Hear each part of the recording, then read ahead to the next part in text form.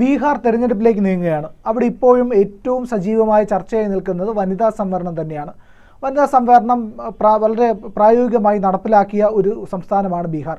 അപ്പോൾ ബീഹാറിൻ്റെ ഈ നടപ്പിലാക്കൽ, ഈ പറയുന്ന വനിതാ സംവരണത്തിൻ്റെ കാര്യം മറ്റ് സംസ്ഥാനങ്ങളിലേക്ക് കൂടി വരുന്നതിനെ പറ്റിയുള്ള ചർച്ചകൾ സജീവമാകുന്നുണ്ട്. കേരളമൊന്നും ഇതുവരെ ചിന്തിച്ചു പോലും തുടങ്ങിയിട്ടില്ല എന്നാണ് തോന്നുന്നത്. ഈ പറയുന്ന കേരളത്തിന് വളരെ അത്യന്താപേക്ഷിതമായിട്ടുള്ളൊരു കാര്യമല്ലേ വനിതാ സംവരണം? തീർച്ചയായിട്ടും അതാണ് ബീഹാർ തെരഞ്ഞെടുപ്പിൽ നിന്ന് നമുക്ക് കൗതുകത്തോടെ കാണാനുള്ള ഒരു കാഴ്ച. ബീഹാറിൽ ഇപ്പോൾ പല കോലാഹലങ്ങൾ നടക്കുന്നുണ്ട്. അടിയന്തരമായിട്ട് അവിടുത്തെ വോട്ടർ പട്ടിക റിവൈസ് ചെയ്യാൻ തീരുമാനിച്ചപ്പോൾ അതുണ്ടാക്കുന്ന പ്രശ്നങ്ങളുണ്ട്. അതൊക്കെ ബീഹാറിലെ പ്രധാന വിഷയമാണ്. പക്ഷേ ബീഹാറിലെ തെരഞ്ഞെടുപ്പിൽ ദേശീയ പ്രാധാന്യമുള്ള ഒരേ ഒരു വിഷയം എന്ന് പറയാവുന്നത് ഇതാണ്, വനിതാ സംവരണം. വനിതാ സംവരണം എന്ന് പറയുന്നത് നമ്മുടെ രാഷ്ട്രീയത്തിലല്ല, ബീഹാർ രാഷ്ട്രീയത്തിൽ നല്ല മാതൃക കാണിച്ചതാണ് കേട്ടോ. ഇപ്പോൾ നമ്മുടെ പാർലമെൻറ്റ് കൊണ്ടുവന്ന ബില്ലനുസരിച്ച് 2029 ഇന്ത്യയിലെ മുഴുവൻ അസംബ്ലികളിലും ലോക്സഭയിലും വനിതാ സംവരണം വരും. 33% സംവരണം പാസ്സാക്കി വെച്ചിട്ടുണ്ട്. 2029 തെരഞ്ഞെടുപ്പിനോടനുബന്ധിച്ച് നടപ്പാക്കാൻ പറ്റുള്ളൂ. കാരണം സെൻസസ് നടത്താത്തത് കൊണ്ട് ഡീലിമിറ്റേഷൻ അടിസ്ഥാനത്തിലാണ് വരുന്നത്. അപ്പോൾ സെൻസസിൻ്റെ ഇപ്പോൾ 2027 സെൻസസ് നടക്കും. ഏതാണ്ട് 28 കൂടി പുതിയ ഡീലിമിറ്റേഷൻ വരും. 29 ഇലക്ഷനിൽ നമ്മുടെ നാട്ടിലെ മുഴുവൻ അസംബ്ലികളിലും ലോക്സഭയിലും വനിതാ സംവരണം വരും. ബീഹാറിൻ്റെ കാര്യത്തിൽ ഉള്ള ഒരു പ്രത്യേകത, നമ്മുടെ നാട്ടിൽ ഇപ്പോൾ കേരളത്തിൽ പഞ്ചായത്ത്, മുനിസിപ്പാലിറ്റി, കോർപ്പറേഷനിൽ വനിതാ സംവരണമുണ്ട്. 50% സംവരണമുണ്ട്. ഈ സംവരണം ഇപ്പോൾ ഏതാണ്ട് പക്ഷേ അസംബ്ലിയിലേക്കും ലോക്സഭയിലേക്കും അത് തൽക്കാലം 33% ഉള്ളൂ. പഞ്ചായത്തിൽ അത് 50% ഉണ്ട്. ഈ 50% സംവരണം അത് എവിടുന്നാണ് തുടങ്ങുന്നത്? പഞ്ചായത്തി രാജ് നഗരപാലിക ബില്ല് 1993 കേന്ദ്ര ഗവൺമെൻറ് പാസ്സാക്കി. അന്ന് അതിൻ്റെ അധികാര വികേന്ദ്രീകരണം തുടങ്ങി. 99 നമ്മൾ അത് ജനകീയ ആസൂത്രണത്തിൻ്റെ മാതൃകയിൽ അധികാര വികേന്ദ്രീകരണം കേരളം നടപ്പാക്കി. പക്ഷേ അപ്പോഴും പഞ്ചായത്തുകൾ വനിതാ സംവരണം വന്നിരുന്നില്ല.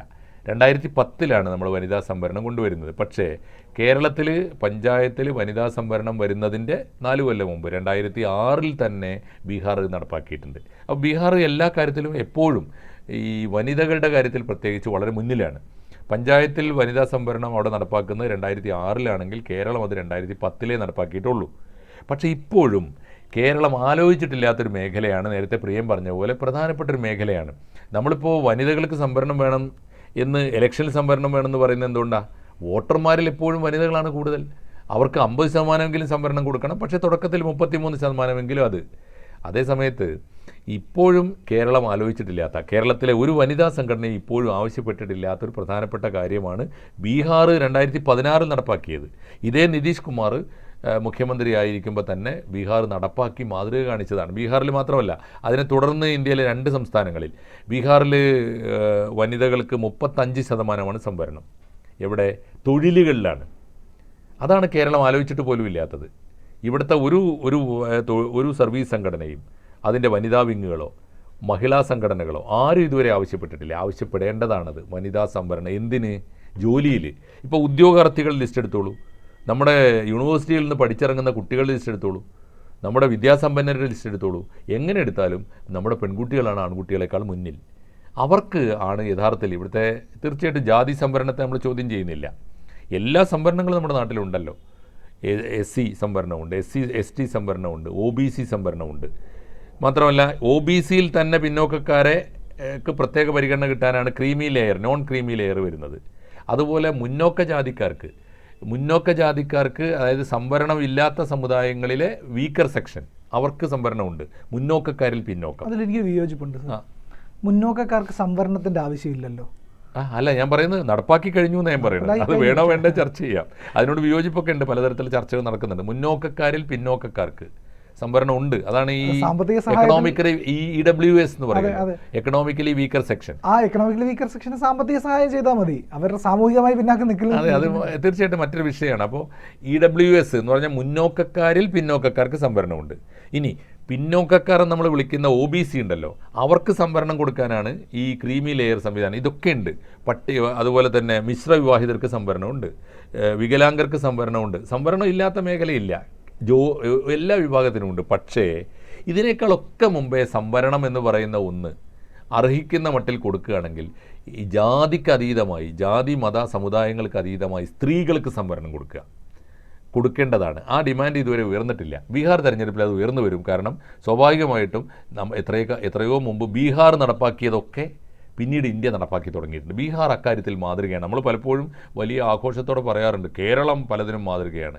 കേരളത്തെക്കാൾ മുമ്പേ നമ്മൾ ഈ പറയുന്ന നമുക്ക് അവികസിതമായി കിടക്കുന്ന, പിന്നെ വിദ്യാഭ്യാസ രംഗത്ത് പുറകിലാണ്, ആരോഗ്യത്തിൽ പുറകിലാണെന്നൊക്കെ നമ്മൾ പറയുന്ന, രാഷ്ട്രീയ ബോധത്തിൽ പുറകിലാണ് എന്നൊക്കെ നമ്മൾ പറയുന്ന ബീഹാറാണ് മാതൃകാപരമായ പല നിയമങ്ങളിലൂടെയും രാജ്യത്തിന് മാതൃകയായിരിക്കുന്നത്.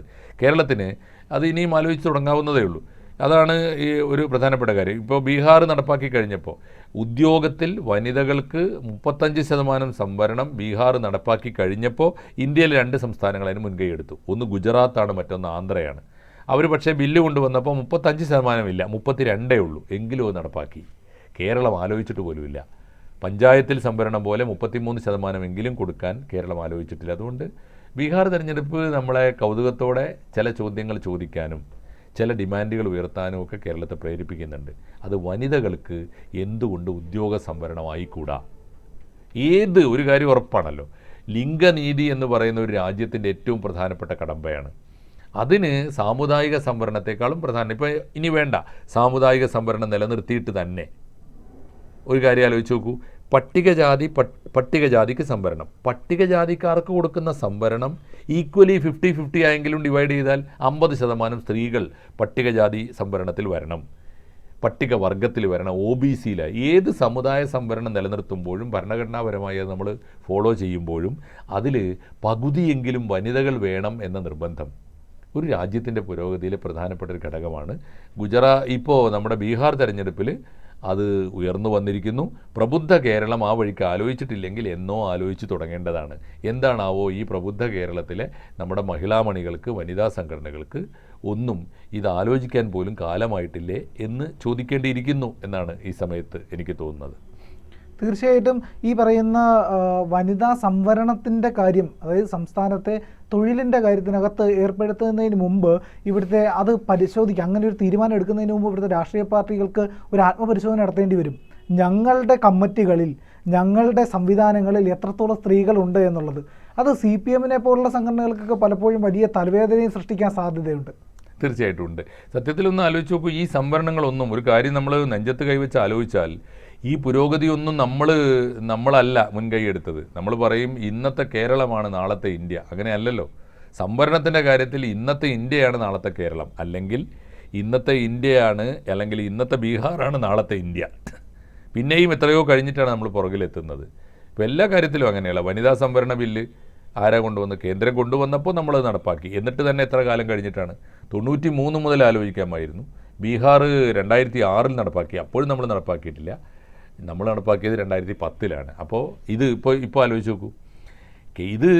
ഏത് സംസ്ഥാനത്തും ഇത്തരം സംവരണങ്ങൾ എന്നും കൊണ്ടുവരാമല്ലോ. ഇപ്പോൾ നമ്മളെന്താ പറയുക, 2029 തെരഞ്ഞെടുപ്പിൽ വനിതാ സംവരണം കൊണ്ടുവരാനുള്ള ബില്ല് കേന്ദ്ര ഗവൺമെൻറ് കൊണ്ടുവന്നിരിക്കുന്നു. അതിന് മുമ്പ് അങ്ങനെ ഒരു സംവരണത്തിന് വേണ്ടിയുള്ള വലിയ ഡിമാൻഡൊന്നും ആരും ഉയർത്തിയിട്ടില്ല. അപ്പോൾ ഈ സമയത്ത് ഏറ്റവും മാതൃകാപരമായ ഒരു മുറവിളിയാണത് ബീഹാർ നടപ്പാക്കി കാണിച്ചത്. ബീഹാർ ഇലക്ഷനിൽ നിന്ന് ലോകത്തോട് വിളിച്ചു പറയുന്നത് എല്ലാ സംസ്ഥാനങ്ങളും അതിവേഗത്തിൽ ആലോചിക്കേണ്ടതായ ഒന്നാണ് വനിതാ സംവരണം എന്ന് ഊന്നിപ്പറയാൻ നമുക്ക് ഈ സമയം വിനിയോഗിക്കാം. കൂടുതൽ വാർത്തകളും വിശേഷങ്ങളും നിങ്ങളിലേക്ക് എത്താൻ ABC മലയാളം സബ്സ്ക്രൈബ് ചെയ്യുക, ബെൽ ബട്ടണും അമർത്തുക.